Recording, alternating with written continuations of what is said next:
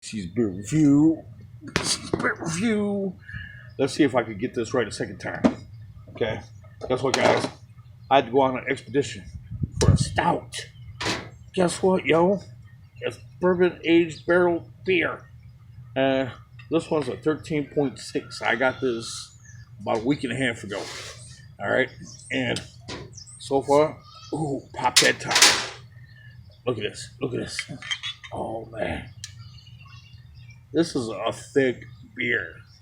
A thick beer, yo. I'm not gonna even lie. This is a thick beer to be having. So, it's an Imperial Russian Stout, and I thought the price was astronomical when I bought it. I bought 2 4-packs for $65. Now, if I was kind of cynical, I'd say it better be a 10 across the board. But it's kind of bigger for the price I'm paying. But that's no guarantee. Because everybody's taste buds is different. You know what I mean? So, yeah. Tell it's dark. Probably like in that Guinness range. But it's thicker than a Guinness. I don't know what chemical reaction with the barrel and the beer and whatnot. This is a 13.6 APV that they got, and they do this once a year. So, as you can tell, it has kind of like maybe a cult following. And I hate to say it, but I'll be 47 next month. And this is the first time I've ever heard of a beer being barrel aged in a bourbon barrel. And, oh, man, this is my second take trying to do this video. I had too much neighbor noise going around, and smell some of that bourbon. It's not strong, but you can smell it. Smell some of that chocolate, and the tan was the beer head non-existent, as you can tell on here. There's not much to it. Okay, so, but they say the shelf life on this is unlimited. Okay. Now, if you pick up like 2, 3, 4 of these 4-packs of the Expedition Stout beer here, you can keep this in your like basement, cellar, whatever, for 10, 20, 50 years. Now, it might taste a little different compared to now because this was packaged like a month ago. On the packaging, it says 5/16/2020. And this is what, the 23rd that I'm filming today? It's a Wednesday in June. So it's about a month since this beer was packaged or bottled and shipped out. And I'll tell you one thing. It's smelling good. It's smelling good. And a lot of you guys know I'm kind of on the heavier side of beers. Okay? I mean, I sometimes go in the middle of the road. A lot of it, sometimes. Kind of like with the Milwaukee's Best Ice beer. But it goes from there to this. So I'm like, I don't know where that goes from middle to whatever side. So it goes from the middle to the heavier side. And it smells some of that bourbon.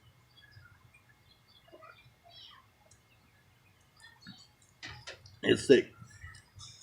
It's thick going down. It tastes the bourbon, but it's not like overpowering. Makes you cough. Doesn't have a burn. You can definitely taste that chocolate in there. Oh yeah, you can definitely taste that chocolate in there. Taste the hint of vanilla. Man, oh my god. It's so good. I swear to God, it's so good.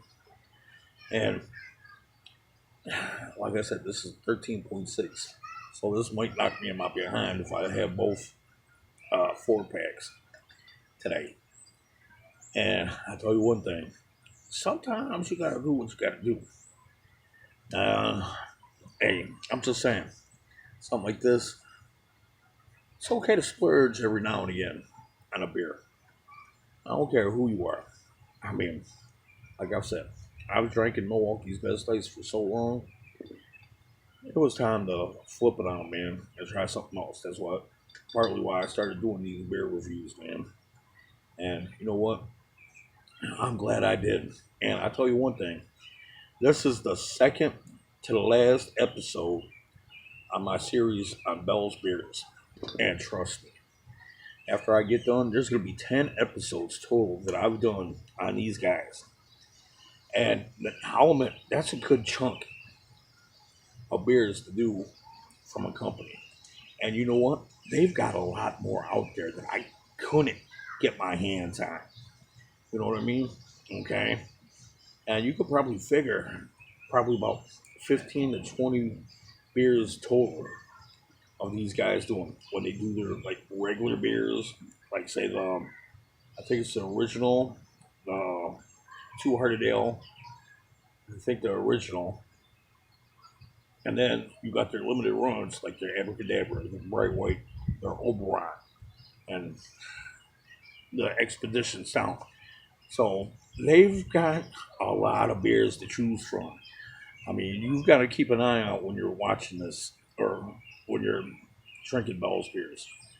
If you gotta wait for it to come out at certain times of the year, and who knows, if you find a beer that you see on here and try it at certain times of the year, try it. You might like it. You might be surprised.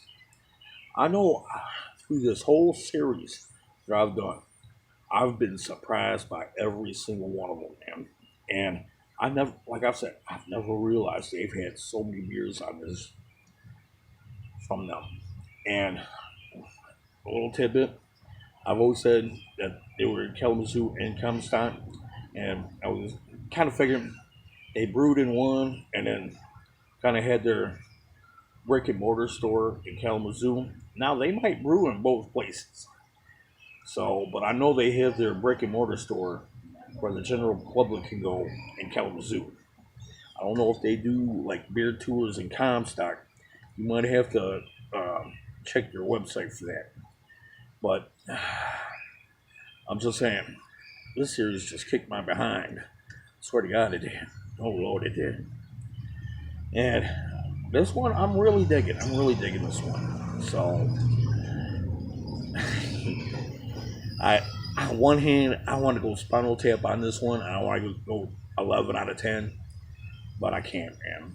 I gotta stick with my system, man. That's a 10 out of 10. I wish I could go Spinal Tap on it, man, but I can't. And look at this beer, man. Look at this beer. Can you see me?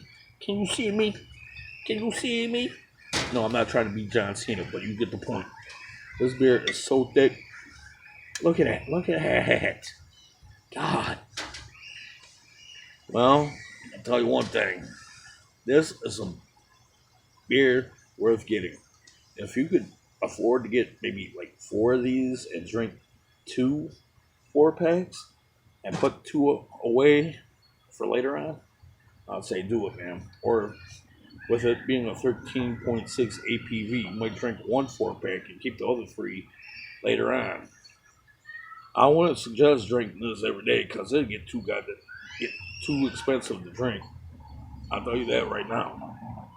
This is one of them ones, like I said, on the packaging it said unlimited. So it's good forever.